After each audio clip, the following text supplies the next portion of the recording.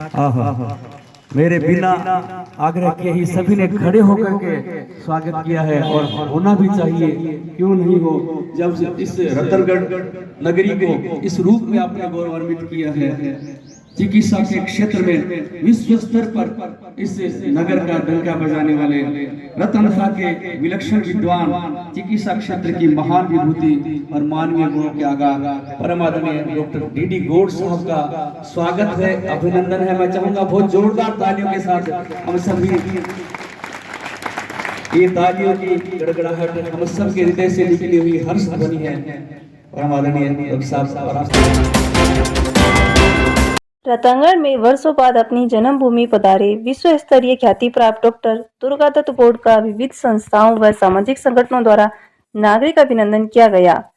यूरोलॉजिस्टिकल एवं किडनी रोग विशेषज्ञ डॉक्टर गौड़ को चिकित्सा एवं सर्जरी के क्षेत्र में अपनी महत्वपूर्ण शोध, अनुसंधान एवं तकनीकी विकास के संबंध में कई महत्वपूर्ण पुरस्कार मिल चुके हैं। संपूर्ण विश्व में उनकी चिकित्सा संबंधी पुस्तकें एवं शोध विषयों पर देश और विदेशों में प्रकाशित हो चुके शोधार्थियों को आलोक प्रदान कर रही हैं। रतनगढ़ जैसे कस्बे में जन्म लेकर इतनी महत्वपूर्ण भूमिका निभाने के कारण न केवल रतनगढ़ एवं राजस्थान वरण संपूर्ण भारत गौरवान्वित हुआ है। बॉम्बे हॉस्पिटल मुंबई में कार्यरत 90 वर्षीय डॉक्टर डी गौड़ अल्प समय के लिए रतनगढ़ आने पर रतनगढ़ की विभिन्न समाज सेवी संस्थाओं द्वारा अभिनंदन पत्र, साफा, प्रतीक चिन्ह, 16 श्रीफल भेंट कर अभिनंदन किया गया। इस अवसर पर उनकी धर्मपत्नी, राजस्थान की प्रथम विधानसभा अध्यक्ष स्वर्गीय नरोत्तम जोशी की पुत्री यशोधरा गौड़ भी उपस्थित रही। डॉक्टर गौड़ ने अपने बचपन, युवावस्था व विद्यार्थी जीवन के समय को याद करते हुए उसे स्वर्णिम काल बताया।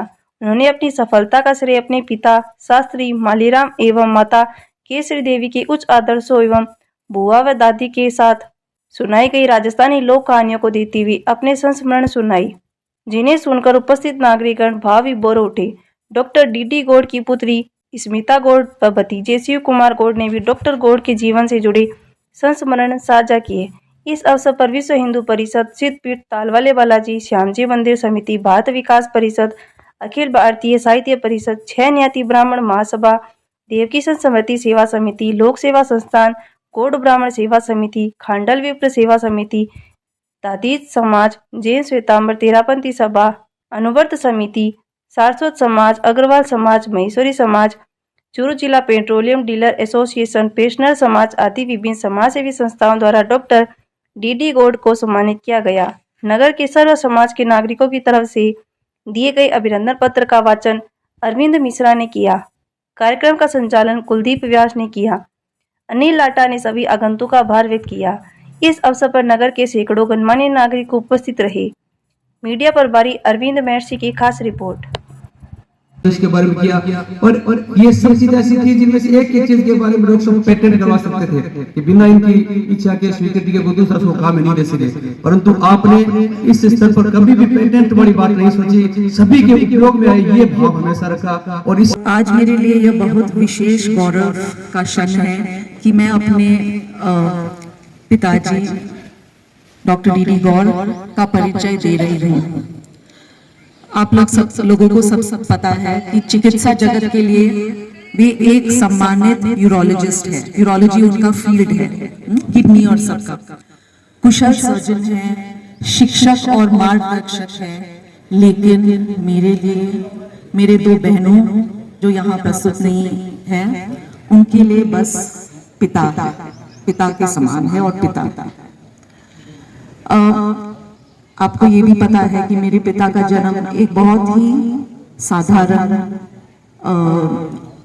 परिवार में हुआ। साधारण मतलब शिक्षित तो थे, पर साधारण उस टाइम इंडिपेंडेंस के पहले था, तो सब लोग की रोजगारी बहुत मुश्किल से निकलती थी, ये तो आप सब लोग को पता है। फिर भी उस टाइम सबकी आमदनी कम थी।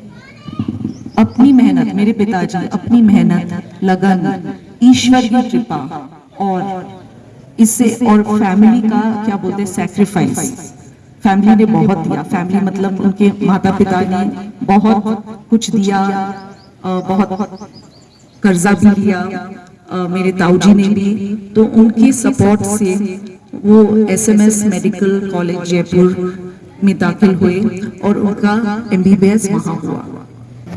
बीच में नहीं, पढ़ाई भी करे पूरी तरह से, यूँ नहीं कि जाके नौकरी लग जा। तो ये करके पिताजी के कारण से, माँ के कारण से, और फिर बचपन के अंदर कई तरीके से मैं कहानी लगी थी, लोग कहानियाँ सुनी थी। कहानियाँ जो है आज बच्चा ने कोई कहानी कौन सुना है, अच्छा टाइम निकलने में और मोबाइल मिलता फिर या कुछ करता फिर तो मैं बगैर तो कहानियाँ सुनाती, अब पता नहीं आपको सुना है कौन सुना है, मैं बिना कहानी सुनता ही कौन नहीं। ये मैं को रीजन बताऊँ, कहानी सुन करके हमेशा ही होता। तो आपका कितनी शिक्षा मिली है कि नहीं मिली मुझे मालूम नहीं है, तो आप सोच सकते कि कहानियाँ बच्चों ने सुन के बाद में इतनी प्रोग्रेस करी तो असर तो जरूर होगा। खुद को मुकम्मल मानता हूँ, मैं खुद से पहले अपनी माँ को जानता हूँ, अपनी माँ को जानता हूँ। माँ, पिता, दादा दादी उनके मुख से सुनी कहानियाँ, और आप उम्र के इस पड़ाव पर और इस शानदार अभिनंदन समारोह में ये कहानियाँ क्यों सुना रहे हैं? हम सबको भी सीख लेनी चाहिए, हम भी अपने बच्चों को इस तरह की कहानियां सुनाएं। और मोबाइल आदि जैसी जो आज दुर्गुण समाज में आ रहे हैं, जिससे बच्चे पथभ्रष्ट हो रहे हैं, उनसे कुछ समय तो वो दूर रह पाए। तो एक बहुत बड़ा महत्व आपके आज के इस उद्बोधन का, और विशेष रूप से माँ के लिए आपकी जो बात है कि मेरी ख्वाहिश है कि मैं फिर से फरिश्ता हो जाऊं, माँ से इस तरह लिपट जाऊं कि बच्चा हो जाऊं। मातृशक्ति का सम्मान आपके मन में आपके जन्म स्थान पर इतना भव्य स्वागत हुआ है, आप क्या कहना चाहेंगे? मैं तो बिल्कुल इतना खुश हुआ क्या सोचो नहीं तो मैं यहाँ के भव्य स्वागत मेरा होगा। मैं आप लोगों सबका आभार प्रकट करता हूँ। धन्यवाद। डॉक्टर डी गोड का यहाँ रतनगढ़ में स्वागत हुआ है, इनके जन्म स्थान पर, आपको कैसा लगा? बहुत अच्छा लगा, इनके संपर्क में सबको अच्छी बात लगी और इन्होंने हंसकर ही सब कुछ किया। और सेवा करने वाले का समय हमारा चला गया, अब सेवा हम करते हैं, वो अपना और करते हैं। मेरे पिताजी अगर होते तो उनको बहुत पता चलता कि मेरा जवाई इतना होशियार है। धन्यवाद। सविता जी, आपके पिताजी का यहाँ रतनगढ़ में स्वागत हुआ है, आपको कैसा लगा? बहुत ही बढ़िया लगा। मतलब हमने सोचा था कि छोटा प्रोग्राम होगा, पर यहाँ तो बहुत ही सम्मान से उनको अच्छी तरह से किया, बहुत बढ़िया। और इतने सारे कमेटी, इतने सारे लोग आए अलग अलग ग्रुप्स में। कैसे पहुंची, सबसे बड़ा जो मैं आपसे शेयर करूंगा उसके लिए दादा पंडित जी श्री मालीराम जी शास्त्री का जो संस्कार और परिवेश साथ है। तो जो हम जब बच्चे थे तब सुनते थे कि प्रतिभा पलायन उस वक्त भी था। तो जब ये वहाँ विदेश में पढ़ रहे थे और प्रतिभा पलायन की शंका यहाँ बनी रहती थी, तब दादाजी ने इनको पत्र लिखा था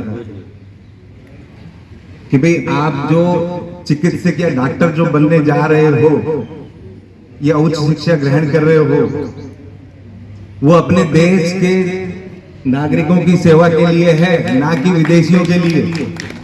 तो इसके लिए जो पढ़ाई वहां करो, पर कर्म क्षेत्र कर्मस्थली भारत ही होनी चाहिए। तो वो वेद वाक्य इन्होंने अपनाया और भारत आए। और जब भारत आए तो उन्होंने बॉम्बे हॉस्पिटल का नाम सुना होगा, लेकिन बॉम्बे हॉस्पिटल का पूरा नाम है बॉम्बे हॉस्पिटल चैरिटेबल ट्रस्ट। तो वो अपने आप में चैरिटेबल है। तो वहाँ जो ऑपरेशंस वगैरह किए जाते थे, तो अभी आप जो पुराने लोग बैठे हैं, जैन जी नहीं है, मिलेनियल नहीं है, आज बूमर्स हैं, पुराने जमाने के, उनको सबको पता है कि वहाँ रतनगढ़ के बहुत लोगों ने, और उसके अलावा राजस्थान और अलग अलग क्षेत्रों से लोगों ने बिल्कुल मुफ्त में इलाज इनसे करवाया हुआ है बॉम्बे हॉस्पिटल। क्योंकि पहले यहाँ उस वक्त यहाँ इलाज के जो सीरियस बीमारियां थी उनके लिए यहाँ सुविधा नहीं थी। आज तो जयपुर सीकर कहीं भी ऑपरेशन करवा लो, उस वक्त हर आदमी बॉम्बे जाने के लिए, और बॉम्बे जाने के नाम से कई लोगों को बुखार चढ़ जाता था पूरे परिवार में। बहुत सी ऐसी फैमिलियां हैं जिनको मैं जानता हूँ, गत 40 वर्षों से मैं वहां हूँ, तो जानता हूँ जिन्होंने कभी ट्रेन नहीं पकड़ी, वो भी बॉम्बे आ रहे थे इलाज करवाने। पास कोई शब्द नहीं है। आज जिस शख्सियत के बारे में हम बात कर रहे हैं, उनका संघर्ष, उनकी मेहनत, उनका सेवा भाव और उनकी सदाचार, समानता, ये सारे हमारे लिए अनुकरणीय हैं। हमें इन सब का अनुकरण करना चाहिए।